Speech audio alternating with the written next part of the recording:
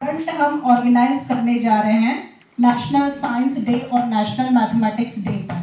साथियों, आप सभी के सामने थीम सभी के पास है। सबको एक आइडिया तो हो ही गया है कि हम जो है स्टीम श्रेणी में हमने जैसे बांटा हुआ है, पहले ही मैंने आपको बताया। और साइंस में भी आप देखिए सतत विकास के लिए विज्ञान, इसमें आपने देखा होगा कि हम चाहते हैं कि बच्चे प्रोजेक्ट तैयार करें और प्रोजेक्ट में वो वर्किंग मॉडल और साथ ही साथ स्टैटिक भी हो सकते हैं, क्योंकि हमारे पास 20 दिन का समय है।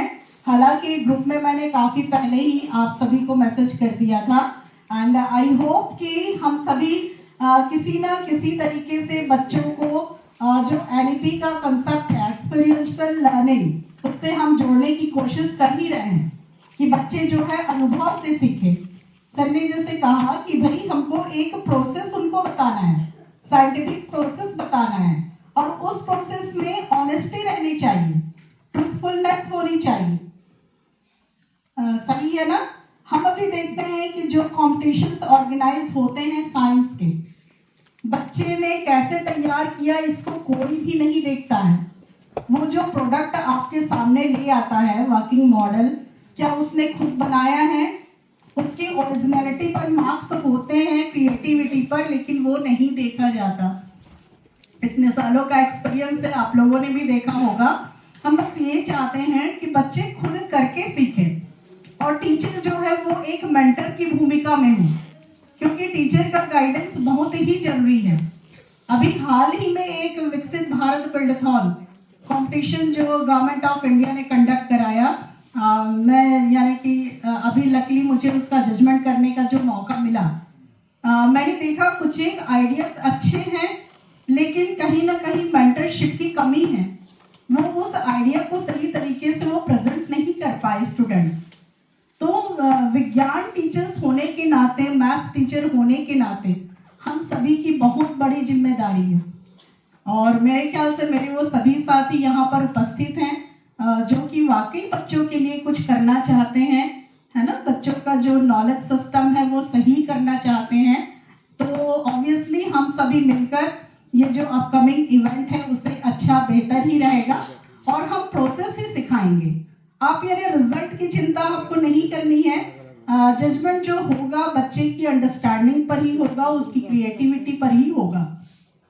ठीक है साथियों, ये हम एक कुछ मीन्स नया एड ऑन, यानी आप सभी को अश्योरेंस है कि जो बच्चा डिजर्विंग है, फेलियर की चिंता नहीं करनी है, जैसे कि सर ने कहा, क्योंकि बच्चा उसी से ही तो सीखेगा ना, उसी से ही वो इम्प्रूव करेगा। उससे उसने कुछ किया तो भले ही हम रिजल्ट तक नहीं पहुंचे और बहुत ज्यादा उम्मीद हम भी नहीं करेंगे इन 20 दिनों में, लेकिन हाँ साइंस के प्रोसेस वो जरूर सीख जाए, इतनी उम्मीद हम रखते हैं।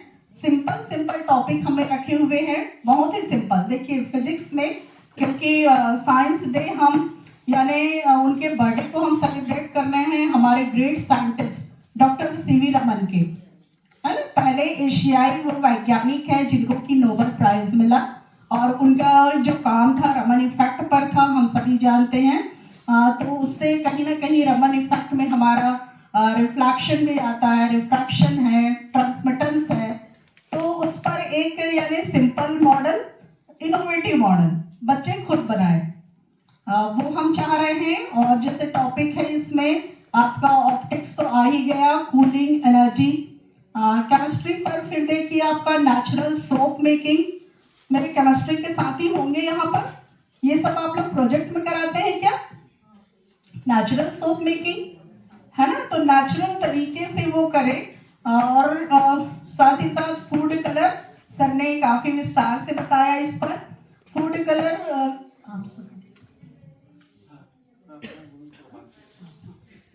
तो साथियों मैं इसके बाद आपको ज्वाइन करती हूँ। हमारे बीच हैं निकेत सर, है ना? सबसे पहले तो सर का हम यस यस